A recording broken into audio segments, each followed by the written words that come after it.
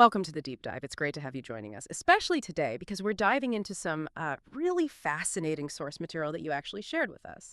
We're tackling a topic that's almost always in the news: crime rates in America. It's obviously complex, right?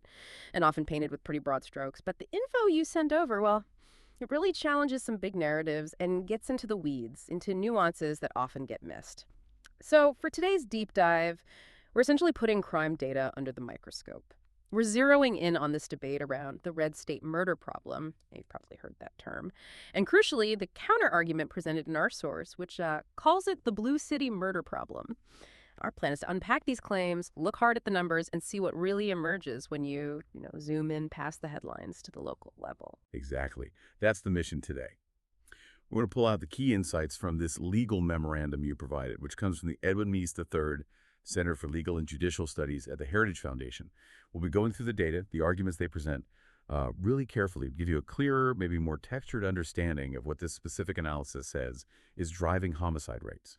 And what really stands out is how much emphasis they place on, well, the scale of analysis, like are you looking statewide or citywide, and how local policies might play a, frankly, surprising role, according to this source. Kind of invites you to rethink some common assumptions. Okay, so let's set the scene first, because this source document, it jumps right in, right? It directly confronts a narrative that's been out there for a while. It starts by talking about claims from some on the left, and it specifically points to a study by an organization called The Third Way, published back on March 15th, 2022. This study was called The Red State Murder Problem. Pretty provocative title, and it made this big claim that murder rates are far higher in Trump voting red states than Biden voting blue states. It's already a huge statement, right? But it went further. It even suggested that sometimes murder rates are highest in cities with Republican mayors. Definitely a claim designed to grab headlines and maybe shift the conversation. And it certainly did grab headlines. The Heritage Memo points out just how much traction it got. It mentions dozens of media outlets and lists quite a few: Washington Post, The Hill, Inside Edition, PolitiFact, The Daily Beast, LA Magazine, The San Francisco Examiner, NBC News. Apparently, they all picked up the study and breathlessly reported on its findings. That's the source's phrasing. Even someone like Paul Krugman at the New York Times weighed in. Wow. So this wasn't just some obscure report. This idea, this red state murder problem, it really got amplified, became part of the mainstream discussion about crime and geography in the U.S. But then our source, this Heritage Foundation memo, it pushes back hard.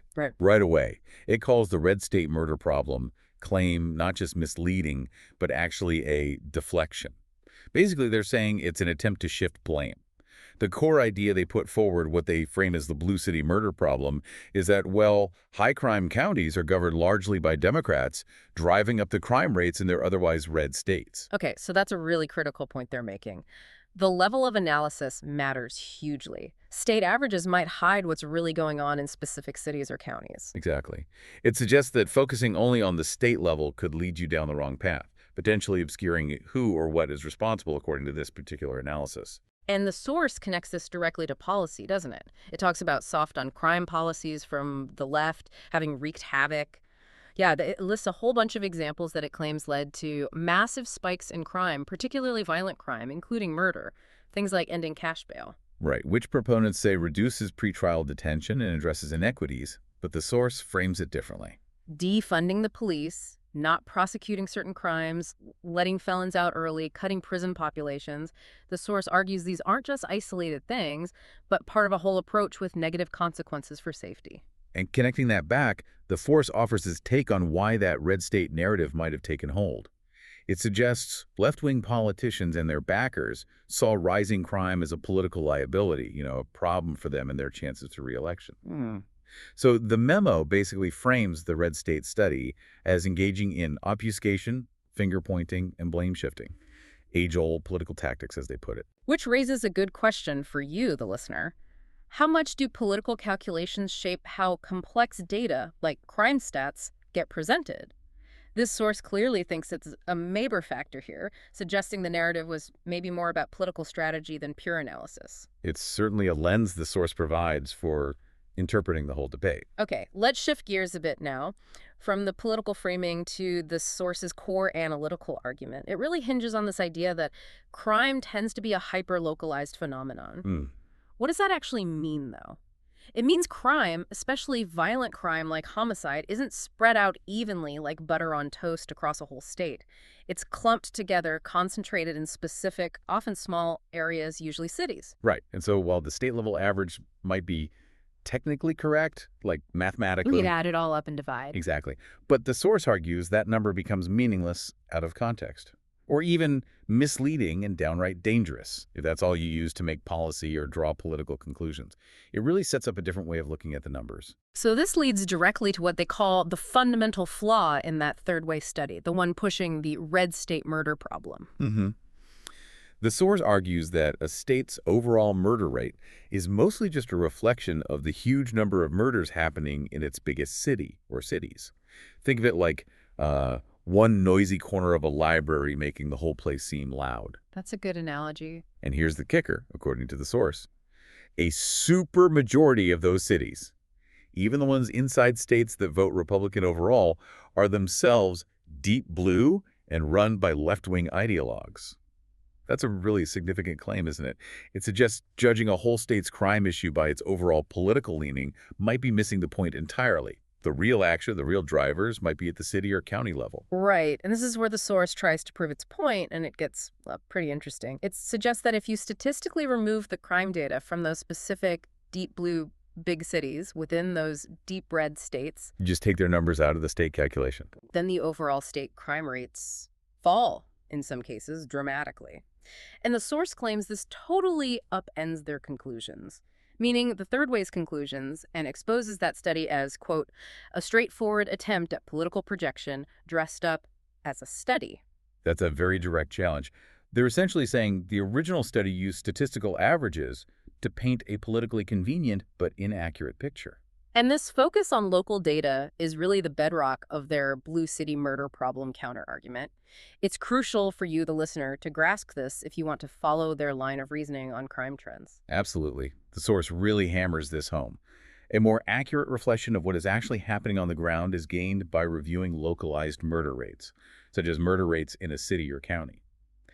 The argument is if you genuinely want to understand crime and figure out how to fix it, you have to look at where it's actually happening, not just at broad state averages. It's about finding the epicenters, Which really calls into question how useful those big state-level comparisons are for solving what might be very local problems. That's precisely the point they're driving at. Okay, so let's get into the specific data the source uses to back this up. They provide Table 1, which is basically a snapshot listing the 30 U.S. cities with the highest murder rates as of June 30th, 2022.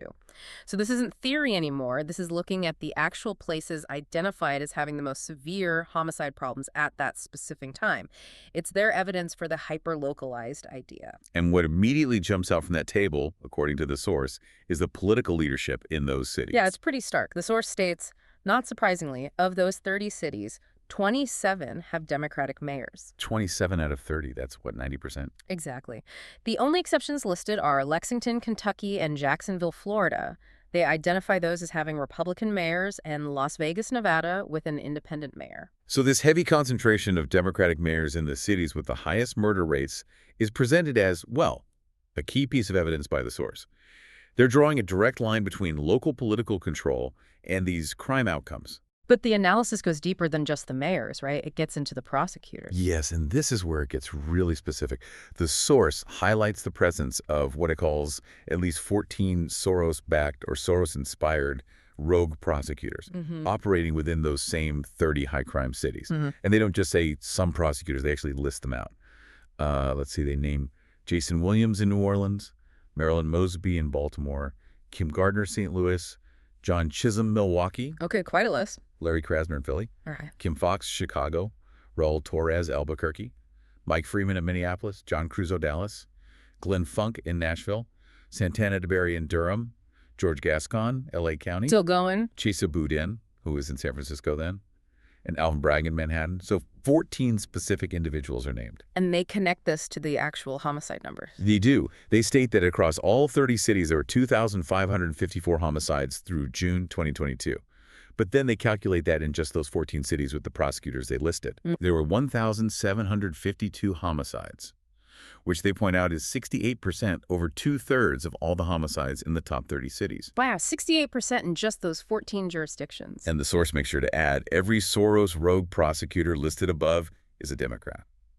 So the data is presented very pointedly. It really prompts you, the listener, to ask, what does this concentration suggest about the influence of local leaders, especially prosecutors, and their specific policies on crime? The source certainly frames it as a direct correlation, cause and effect almost. Very much so. Okay, so the source then drills down even further, right? Moving from cities to counties using slightly older but broader data. Yeah, they used 2014 to 2020 homicide data from the County Health Rankings and Roadmaps program. Table 2 in the memo lays out a state-by-state ranking based on that data. Washington, D.C. is at the top with a rate of nearly 20 homicides per 100,000. Then comes Louisiana at 13.4, Mississippi, Alabama, Missouri. It gives a baseline picture using county data aggregated up to the state level. And this sets the stage for their main statistical exercise, showing what happens when you pull out specific high-crime counties. Exactly. And this county-level view reinforces that hyper-local idea. But now looking beyond just mayors to include district attorneys and county councils too, the source asserts again that a closer examination reveals that the vast majority of them are Democrats. So it helps you, the listener, connect those political affiliations to specific counties, which they argue is the crucial level for understanding crime, more so than the state's overall leaning. Right, linking local control to local data. Let's get into those examples from Table 3 in the charts, because they really make the source's case visually. They show how much one or two counties can skew a whole state's average. Let's start with Louisiana. Its state homicide rate in that data set was 13.39 per 100,000. But that's massively influenced by Orleans Parish, that's New Orleans, which had a rate of 36.1. Way higher. Hugely. So the source calculates, take Orleans Parish out, and Louisiana state rate drops to 11.3. That's a 15.6% reduction just by removing one parish. And they note the politics there. Oh, yes. They state the DA, the mayor, the entire city council in Orleans Parish, all Democrats. It fits their narrative perfectly. Okay, what about another state, like Missouri? Missouri is another dramatic example. State rate, 9.36. But it's heavily pulled up by St. Louis City with a rate of 46.2, incredibly high, and St. Louis County next door at 14.4. So remove just St. Louis City, the rate drops over 20%, 20.1%. Remove St. Louis County, it drops about 10%, 10.3%. Well, what if you remove both? That's where it gets really stark. Take both out, and Missouri's rate plummets to 6.07. That's a 35.2% reduction. It would drop Missouri from 5th highest homicide rate nationally all the way down to 20th. A huge shift. And the local politics. All elected officials in St. Louis City are Democrats, according to the source. And St. Louis County is described as equally lopsided with elected Democrats, including the county council majority and the DA. Again, presented as a clear link. Let's talk about Illinois. Cook County, Chicago. That must be a big one. Absolutely massive impact, according to this analysis. Illinois' state rate was 7.75. Cook County's rate was nearly double that at 13.99. Okay. Remove Cook County from the Illinois calculation. The state rate drops to 3.48. That's a 55.1% reduction. Just astonishing. 55%. Wow, that would change the state's ranking dramatically. It would plummet Illinois from 10th highest down to 32nd. Mm. And again, the source notes the political alignment. Vast majority of the Cook County Board, the state's attorney, Kim Foxx was named earlier, and the then Mayor Lori Lightfoot, all Democrats. You can really see the pattern they're highlighting. It's very consistent across the examples they provide. New Mexico, remove Bernalillo County, Albuquerque. Rate drops 10.6%. State rank drops 8th to 11th. Key officials, Democrats, Georgia. Remove Fulton and DeKalb counties, Atlanta area. Rate drops 17.3%. State rank drops 13th to 21st. It's officials, overwhelmingly Democrat. Remove Pulaski County, Little Rock. Rate drops 18.6%. Majority Dem officials listed. Tennessee is another huge one. Remove Shelby County, Memphis, and Davidson County, Nashville, both with very high rates, especially Memphis. Well, it's a combined effect. Removing both drops Tennessee's rate from 7.78 down to 4.43. So the 43% reduction, taking the state from 9th highest down to 27th. And again, key officials in both counties noted as predominantly Democrats. So across all these different states, red and blue overall, the source finds this recurring pattern. High crime counties, often led by Democrats, according to their analysis, are disproportionately driving up the state averages. Precisely. And this leads to that critical question for you, the listener. If this localized view is more accurate, how should that change our approach to crime prevention? Do we focus resources differently? Do we look at different policies? The source concludes pretty bluntly that making partisan claims about states based on these skewed averages is naive and nonsensical if you ignore how specific cities and counties contribute. It really pushes for acknowledging the power of local governance. Okay, let's move to another key piece of their argument. They tackle the idea that the COVID-19 pandemic was a major driver of the recent crime increase. That's been a very common explanation, right? Very common. The lockdowns, the social disruption. Yeah. It seems intuitive to link that to rising crime. But the source challenges this directly. It states, pretty forcefully, there are no reputable studies that prove that crime increased as a direct result of COVID lockdowns. Right. And they argue the opposite, actually. They say the data do show is that crime, including violent crime, was rising in cities with the toxic trio prior to the onset of the pandemic. The toxic trio, we'll get to what that means. But the point is, they're saying the roots of the problem predate COVID. The pandemic wasn't the primary cause in their view. Yeah, they distinguish between the pre-pandemic trend and what happened later. They acknowledge that while crime was already rising in some cities before March 2020, it rose even more significantly after the death of George Floyd on May 25, 2020. That event, and the protests and unrest that followed, they see as a major accelerator, particularly for murders and auto thefts in key cities. But they don't blame the pandemic itself for the underlying trend. They link it to what they call a confluence of a series of events, starting around 2015. Okay, what kind of events? Things like high-profile police-involved shootings of Black community members, the rise of the defund the police movement, the election of those rogue prosecutors we discussed earlier, funded or inspired by George Soros, according to the source, and also something they call the Ferguson Minneapolis effect. What's that? The idea that intense public scrutiny and criticism made police officers pull back from proactive policing because they were afraid of lawsuits or public backlash. So the source puts the blame squarely on these justice system shifts and societal dynamics, not the pandemic. Which brings us back to that toxic trio concept you mentioned. What exactly does the source mean by that? They define the toxic trio as the combination of 1. Rogue prosecutors, 2. Defund the police zealotry, and 3. The demonization, demoralization of the police. Okay. And the source claims that in cities where this trio was present and, actively pursued, crime has exploded across most categories, including, but not limited to murder. They present it as a direct cause and effect relationship. So what specific policies are they linking to these rogue prosecutors and this supposed crime explosion? They have a very strong claim here. They say, starting around 2016 with Kim Foxx in Chicago as a key example, cities with these prosecutors have imposed policies that each and every one of them inure to the benefit of criminals. That's a direct quote. They see these policies as systematically undermining public safety. Okay, can we unpack some of those specific policies they mentioned? Sure. The source lists quite a few. First, they point to decisions to simply not prosecute entire categories of misdemeanor crimes. Like things like theft, simple drug possession, shoplifting, breaking and entering, disturbing the peace, even resisting arrest in some cases.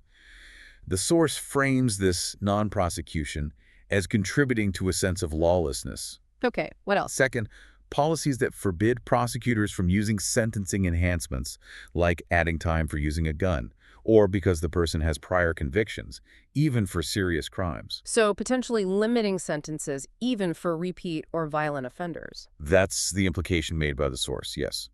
Third, outright bans on seeking the death penalty or life without parole, no matter how heinous the crime. Major shifts in sentencing philosophy. Definitely. Fourth, a refusal to prosecute violent teenagers in adult court, even for crimes like murder or rape. The force presents this as shielding violent young offenders from appropriate consequences. What about people already convicted? Fifth, they mention policies that actually require prosecutors to ask for the release of convicted violent felons after they've served a certain amount of time, like 15 years, even if their original sentence was much longer and their appeals failed. So actively working to shorten sentences post-conviction. According to the source, yes. And finally, sixth, policies that prohibit or severely limit prosecutors from asking for cash bail to ensure defendants show up for court, or prevent them from considering a defendant's criminal history when arguing about bail. These are often linked to bail reform efforts aimed at fairness, but the source sees them differently. Right. The source frames these bail policies as creating a revolving door for offenders, putting public safety at risk. So summing up this section, the source draws a very direct line, doesn't it? Absolutely. It concludes that these policies and dozens of other pro-criminal anti-victim policies have contributed to the lawlessness across blue cities and the steep rise in crime rates. It's presented as a clear causal link. Specific local policies implemented by specific local actors leading directly to increased crime, according to this analysis. It definitely shifts the focus away from broad explanations like the pandemic and onto very specific, localized decisions within the justice system. That's the core argument being made, yes. Yeah. Hashtag Outrack Outro. Wow. We have certainly covered a lot of ground today, navigating some pretty complex and definitely contentious arguments about crime. We really have. And hopefully, what this deep dive has shown is how looking closely at localized data, getting below those broad state-level numbers, can genuinely change how you understand crime trends.